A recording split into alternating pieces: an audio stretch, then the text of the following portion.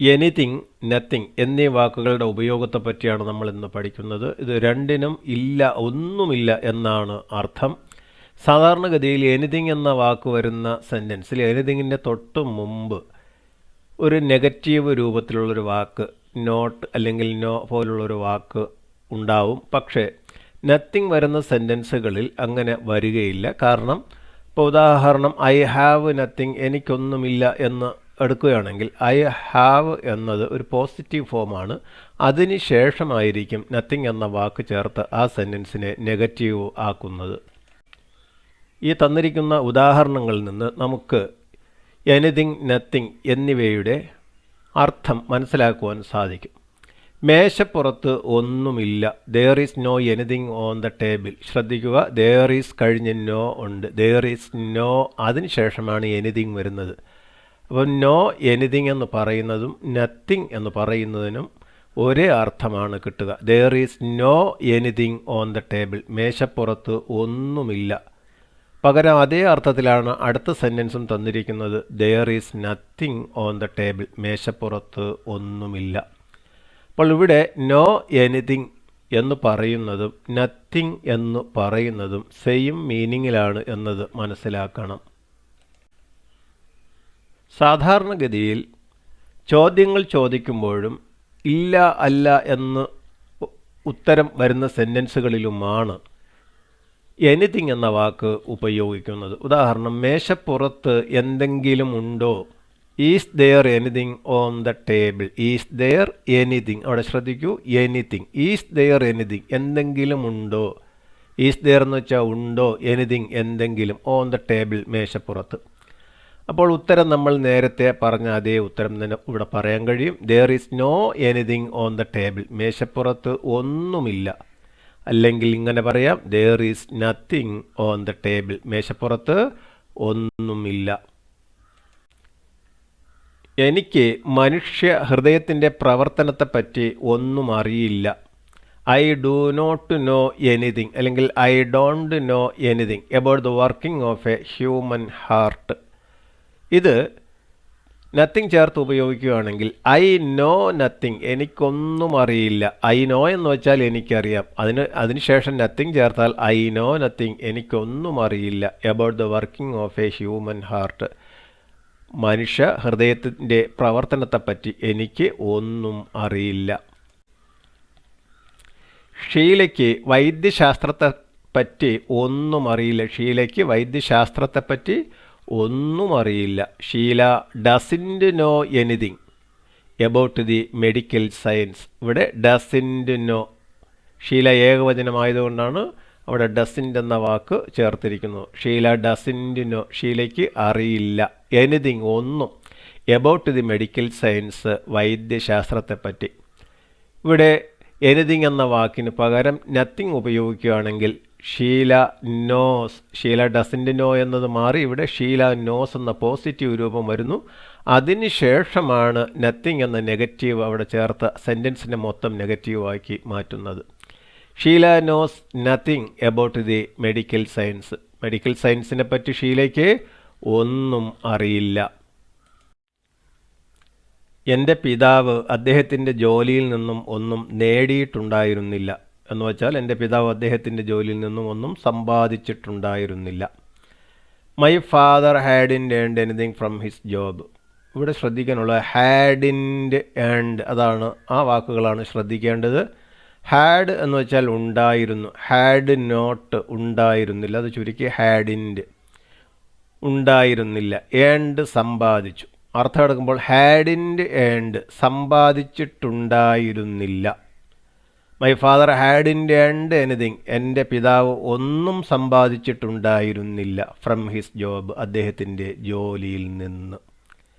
ഇനി ഇവിടെ എനിത്തിങ് എന്നതിന് പകരം നത്തിങ് ഉപയോഗിച്ചിട്ടാണ് അടുത്ത സെൻറ്റൻസ് ഉണ്ടാക്കുന്നത്. ഇവിടെ ഹാഡിൻറ്റ് എന്ന വാക്ക് ഒഴിവാക്കി ആണ് എഴുതിയിരിക്കുന്നത്. മൈ ഫാദർ ഏൺഡ്, എൻ്റെ പിതാവ് സമ്പാദിച്ചു എന്നാണ്, ആ പോസിറ്റീവ് രൂപമാണ് ആദ്യം വരുന്നത്. അതിനുശേഷമാണ് ഒന്നുമില്ല എന്ന അർത്ഥത്തിലുള്ള നത്തിങ് എന്ന വാക്ക് അവിടെ ചേർക്കുകയും അത് ചേർക്കുമ്പോൾ ആ വാചകം മൊത്തത്തിൽ നെഗറ്റീവ് മീനിങ്ങിലേക്ക് പോവുകയും ചെയ്യുന്നത്.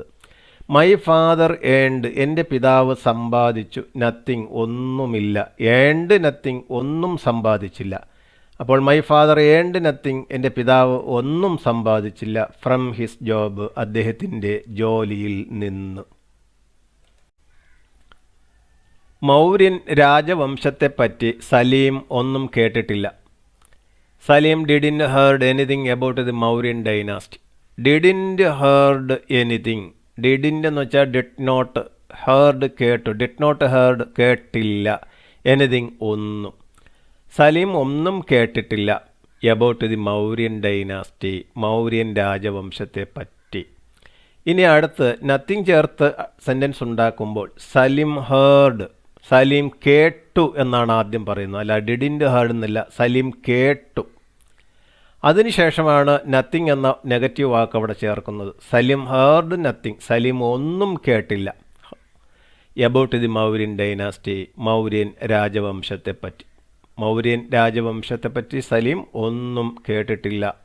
അപ്പോൾ Salim didn't heard anything about the Mauryan dynasty, അതുപോലെ Salim heard nothing about the Mauryan dynasty. ജീവൻ്റെ ഉത്ഭവത്തെപ്പറ്റി ഞങ്ങൾക്ക് ഒന്നും അറിയില്ല. വി ഡോണ്ട് നോ എനിത്തിങ്, അതായത് we do not know anything about the origin of life. അപ്പോൾ ഇവിടെ ശ്രദ്ധിക്കുവാനുള്ളത് do not know anything, do not know അറിയില്ല, എനിത്തിങ് ഒന്നും, ഞങ്ങൾക്കൊന്നും അറിയില്ല. വി ഡോണ്ട് നോ എനിത്തിങ്, ഞങ്ങൾക്കൊന്നും അറിയില്ല. എബൌട്ട് ദി ഒറിജിൻ, ഉത്ഭവത്തെപ്പറ്റി, ഓഫ് ലൈഫ്, ജീവൻ്റെ ഉത്ഭവത്തെപ്പറ്റി ഞങ്ങൾക്ക് ഒന്നും അറിയില്ല. അടുത്ത സെൻറ്റൻസിൽ ഡോണ്ട് നോ എന്നതിലെ ആ ഡോണ്ട് നെഗറ്റീവ് ഫോം എടുത്ത് കളഞ്ഞു. പകരം അതിനുശേഷമുള്ള പോസിറ്റീവ് ഫോമായ നോ എന്ന അറിയുക എന്ന വാക്കാണ് താഴെ എഴുതിയത്. വി നോ, ഞങ്ങൾക്ക് അറിയാം, നത്തിങ് ഒന്നുമില്ല. വി നോ നത്തിങ് എന്ന് പറഞ്ഞ അർത്ഥമെടുക്കുമ്പോൾ ഞങ്ങൾക്ക് ഒന്നും അറിയില്ല. നോ നത്തിങ്, ഞങ്ങൾക്ക് ഒന്നും അറിയില്ല. വി നോ നത്തിങ്, ഞങ്ങൾക്കൊന്നും അറിയില്ല. About the origin of life, ജീവൻ്റെ ഉത്ഭവത്തെപ്പറ്റി ഞങ്ങൾക്ക് ഒന്നും അറിയില്ല. എക്സ്റേയുടെ കണ്ടുപിടുത്തത്തെപ്പറ്റി അവർക്ക് ഒന്നും അറിയില്ല. They do not know anything, they do not know anything, അല്ലെങ്കിൽ they don't know anything about the invention of x-ray, എക്സ്റേയുടെ ഇൻവെൻഷൻ കണ്ടുപിടുത്തത്തെപ്പറ്റി അവർക്ക് ഒന്നും അറിയില്ല. ഇവിടെ ശ്രദ്ധിക്കാനുള്ള വാക്കുകൾ ഡു നോട്ട് നോ എനിത്തിങ്. ഇനി അതിലെ ഡു നോട്ട് എന്ന നെഗറ്റീവ് കളഞ്ഞിട്ട് അറിയുക എന്ന നോ താഴെ എഴുതി. ദേ നോ, അതിനുശേഷം ഒന്നുമില്ല എന്നർത്ഥത്തിലുള്ള നത്തിങ് നോയുടെ ശേഷം വരുമ്പോൾ നോ നത്തിങ്, ഒന്നും അറിയില്ല. ദേ നോ നത്തിങ്, അവർക്കൊന്നും അറിയില്ല. About the invention of x-ray, എക്സ്റേയുടെ കണ്ടുപിടുത്തത്തെപ്പറ്റി അവർക്ക് ഒന്നും അറിയില്ല. ഫാത്തിമയുടെ പേഴ്സിൽ ഒന്നും ഉണ്ടായിരുന്നില്ല. Fatima hadn't anything in her purse. Hadn't, had not, had ഉണ്ടായിരുന്നു, നോട്ടില്ല, ഹാഡ് നോട്ട് ഉണ്ടായിരുന്നില്ല, എനിത്തിങ് ഒന്നും, ഹാഡിൻറ്റ് എനിത്തിങ് ഒന്നും ഉണ്ടായിരുന്നില്ല. ഇൻ ഹെർ പേഴ്സ്, അവളുടെ പേഴ്സിനുള്ളിൽ. ഫാത്തിമ ഹാഡിൻറ്റ് എനിത്തിങ്, ഫാത്തിമയ്ക്കൊന്നും ഉണ്ടായിരുന്നില്ല. ഇൻ ഹെർ പേഴ്സ്, അവളുടെ പേഴ്സിനുള്ളിൽ. അർത്ഥമെടുക്കുമ്പോൾ ഫാത്തിമയുടെ പേഴ്സിനുള്ളിൽ ഒന്നും ഉണ്ടായിരുന്നില്ല.